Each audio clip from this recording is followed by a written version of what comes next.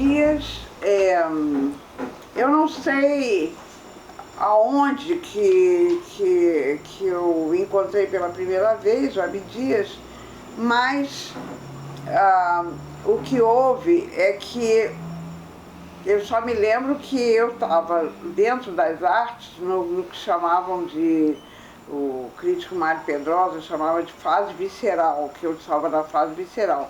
Então eu estava desenhando, pintando e fazendo umas gravuras de metal, todas elas se relacionavam à ideia desse corpo interno que funcionava, mas as dificuldades, algumas cenas onde uma operação acontece, então é quase desastrosa, mas principalmente eu estava em desenhos como o cérebro, o coração, e eu ia até para livros científicos porque eu não estava fazendo um desenho surrealista, era criativo, mas eu queria me basear no funcionamento desses órgãos. Então, isso é 67, 68, né? E o Abdias veio lá em casa, não era uma primeira vez, para a gente conversar, e também tinha o Pedro, que ele começa a conversar também com o Abdias, e aí um dia eu até desenhei, eu acho que é a única figura humana e conhecida que eu de repente digo, o Abdias é coração, né? É uma alma, né?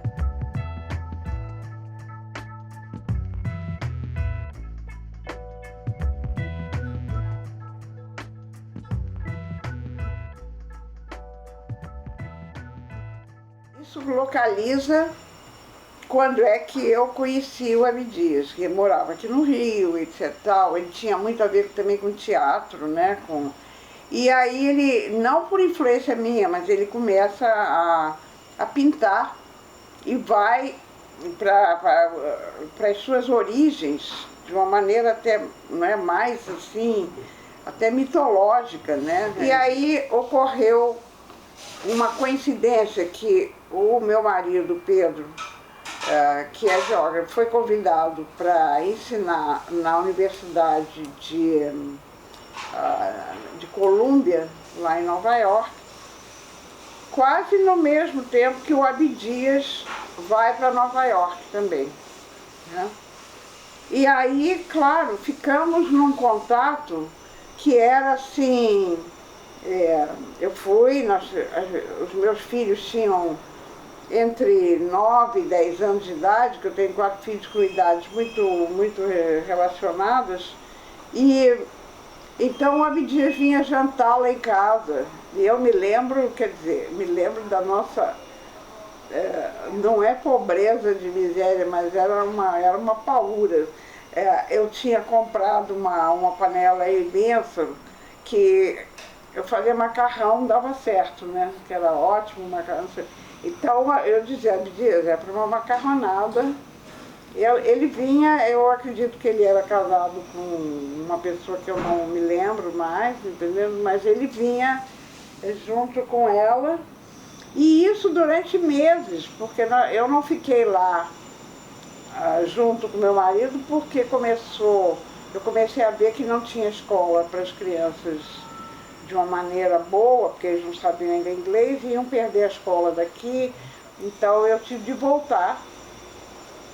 Isso é uma lembrança que eu tenho do Abdias, em Nova York, que aí é que a gente sentia mesmo, tá fora de casa, então vem aqui em casa. Isso, ele já tinha entrado com essa pintura dele, com essa busca na arte, ele tinha encontrado a possibilidade de projetos nos Estados Unidos, por isso que talvez tenha ficado esses 13 anos lá, né? Quer dizer, a gente conviveu,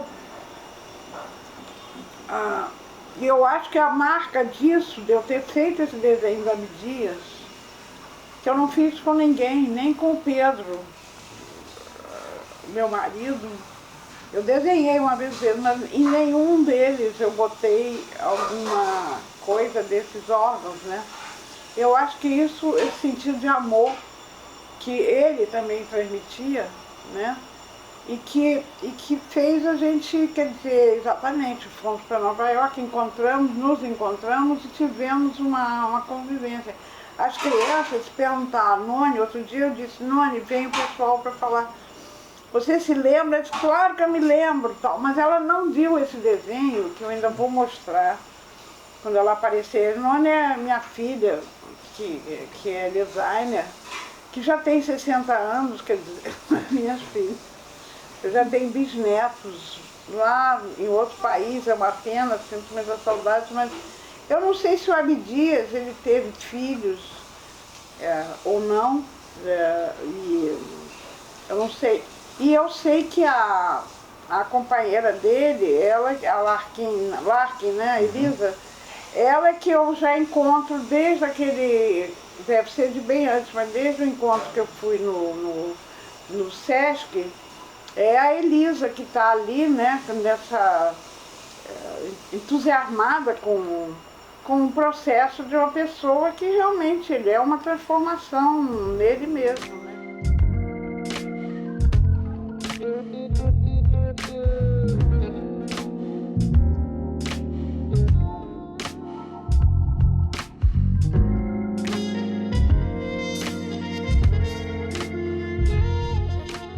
Vamos dizer que essa empatia pelos negros nunca passou por algum tipo de preconceito, talvez porque meu pai, sendo judeu, entendia muito bem o que acontece quando as pessoas têm prejuízo, têm preconceito contra as outras. Mas essa compreensão, e ele tinha muito, ele era muito moreno, muito semita mesmo, parecia com o cabelo todo tonhonhô, e ele dizia, pois é, eu lá na Europa, as pessoas, quando eu era criança, diziam que eu era o negrinho da cidade. Então ele tinha um amor por essas coisas passam pra gente, quer dizer, não é aqui eu declarando, olha, mas é realmente uma relação, não em relação só a Abdias, mas agora me lembrei do nome do jornalista, do Januário Garcia, que foi o meu fotógrafo escolhido para fazer trabalhos que depois ficaram muito conhecidos, como o Pão Nosso, Cada Dia, tudo. Eu acho que exatamente em procurar, e algumas pessoas, como o Abdias, no caso, a intelectualidade dele que se formava diferente de um artista de teatro que fosse branco, coisa, tanto é que ele foi radicalizando as ideias dele dentro desses pensamentos. Se eu concordo ou não, não é essa discussão. Em tese, eu concordo com essa busca das identidades, né? E não com o paraíso ideal. Eu, quando fiz trabalho sobre os índios, Brasil nativo, Brasil alienígena, a compreensão, a leitura daqueles cartões postais tem que ser no sentido de que eu não me junto aos índios ali numa solidariedade que seja de que deve retornar, certos mitos devem ser de novo tomados, ou a questão religiosa ou outras assim. Mas ali era um momento político, então o que eu via em comum que eu fiz nesse trabalho foi de que, inclusive nos cartões tem o Brasil nativo, que é o índio, o Brasil alienígena. Eu inventei que se tem um Brasil nativo nos cartões que vendem na banca, o alienígena, claro que é o conjunto dos brancos, negros, mulatos, mamelucos, e isso Eu disse, sim, todos sem a cidadania, todos sem direito ao voto, todos, entendendo? Ali, eu estou dizendo isso. Esse trabalho, como inclui todas essas pessoas, né, que não são o nativo, muitas vezes as pessoas pedem para expor isso quando se fala de gênero, o feminismo, mas não é por aí, o viés é dentro de um momento bem mais dramático, onde a questão do feminismo não é que ela não aparecia com questões que agora, dentro de um tempo mais democrático, desde que acabou a ditadura, se pode expandir, né? E aí já tem outras questões também que se desenvolvem.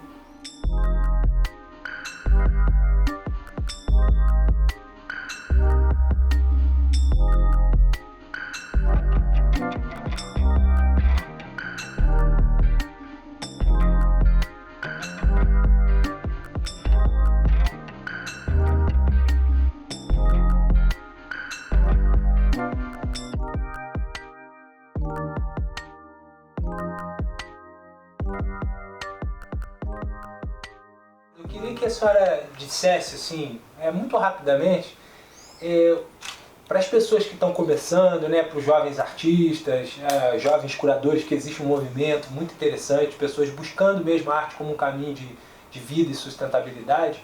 Queria que a senhora dissesse, assim, qual o segredo para chegar aí onde a senhora está? O segredo é porque, não, eu sempre gosto de brincar, o segredo é que não tem segredo, porque eu também não sei, né? Também não sei, quer dizer, também não sei. No sentido de chegar e continuar totalmente interessada e talvez produzindo alguma coisa que não entendendo? Que é alguma repetição de mim mesma, etc. e tal. Mas é estudar, quer dizer, estudar dentro das matérias, quer dizer, não é que, claro que vocês vão focar, né? Eu nem sei se para mim, quando eu falo em focar, de repente eu tenho uma história que é uma história de uma mulher, poderia ser como a de um homem, mas com isso de eu ter uma família, de criar a família, não, e de ter de viajar algumas vezes pensando que estaria indo embora daqui ou não, sempre abrindo mão de alguma coisa, quer dizer, ou que cada um na nossa trajetória a gente sacrifica coisas. Então isso aparece no caminho, sacrifícios. Sacrifícios são de várias ordens, não é deixar. É claro que tem que primeiro encontrar um meio de poder sobreviver, se alimentar, tomar conta da saúde. Se eu dissesse isso, é mais ou menos, porque eu nunca tomei muita conta. E aí você, entendendo, você tem sorte, aí já é bobagem, porque aí o acaso, né, quer dizer, eu não sei. Mas tem uma perseverança, entendendo, assim, que tem que ter coragem. E o que é coragem? É enfrentar. É ter medo e enfrentar, quer dizer, seja o que isso signifique. Ou na vida pessoal também, nas relações da gente, né? E num percurso assim, que eu estou há 62 anos casada com Pedro, quer dizer, com tantas coisas, tantos percalços, tantas coisas aparecem, né? Tenho as preocupações no meu caso, com os filhos e com os caminhos de cada um, né? Quer dizer, em que também foram sacrificados de várias maneiras em certos momentos, porque, claro, e essa culpa, ela fica, a gente carrega junto. Quando eu não tive como dar atenção numa situação bastante... ainda tive sorte. Um exemplo é quando eu tive de ir para a Bienal de Veneza, mas foi na primeira viagem para a Bienal que eu tinha ganho um prêmio e a minha filha menor tinha 3 anos e ela arranjou uma infecção de tanto, era muito bagunceira, ficava se arrastando, não sei o que lá, que começou a dar exatamente pus, infecção, isso no dia de eu viajar. E tá entendendo? E eu, não assim, eu vou de qualquer maneira, não, eu fui chorando, dividida, a sorte, que ela tem muita saúde, ela ficou boa.